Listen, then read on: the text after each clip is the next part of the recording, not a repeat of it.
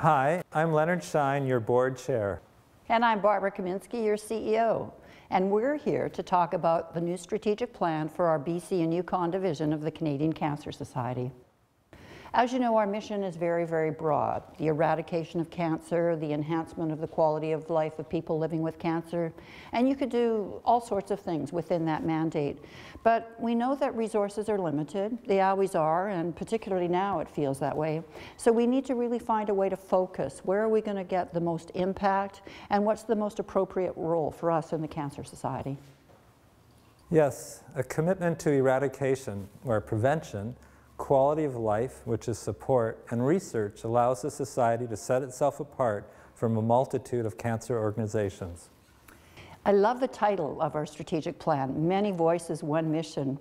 We do know in the Cancer Society we are blessed with many voices, and the challenge is how do we get all of us aligned to achieve that one single mission? And Leonard, as you know, one of the reasons we needed to take a fresh look, a new strategic plan, was the fact that the burden of cancer continues to increase, unfortunately. That's very true, Barb. We also know that the population of British Columbia and the Yukon is diverse, while the gap between the rich and the poor is growing. As you know, Barb, there are a lot of stakeholders out there with interest in how the society does things. Over 600 people had a chance to contribute to this plan, whether they were volunteers, staff members, or people from other organizations, other stakeholders. So maybe, Barb, you can tell us about some of the areas that the strategic plan covers that the board agreed to. Great.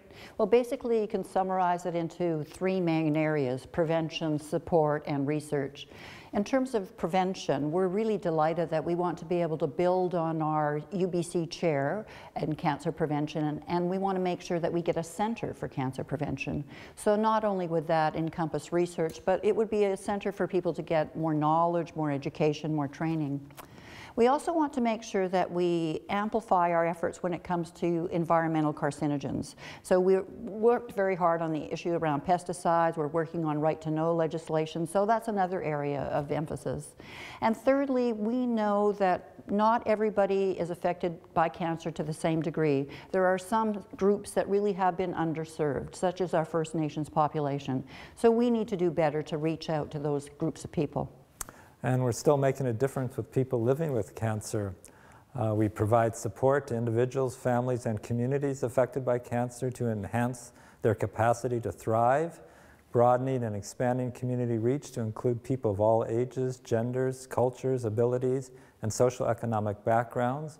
We're encouraging government to provide adequate funding for transportation and accommodation for cancer patients who live outside treatment centers. We're improving the efficiency and effectiveness in delivering support programs while managing risk appropriately. Tall order.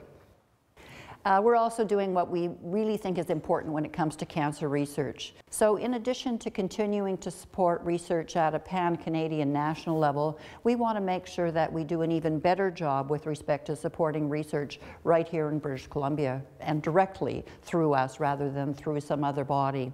We want to make sure that overall our investment in research increases, and we want to make sure that there's a better balance in how we fund cancer research.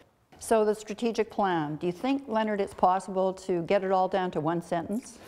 Well, I can try, Barb. I would say to build on and expand the critical prevention activities, to deliver better, more integrated cancer support services, and invest in more BC research. It sounds really simple, but of course we know it's not simple at all. It's not going to happen unless we all work together in terms of staff, volunteers, donors, and other supporters. So the next thing you can look forward to is a report from us in another video to come about the wonderful accomplishments that really have happened as a result of the new plan.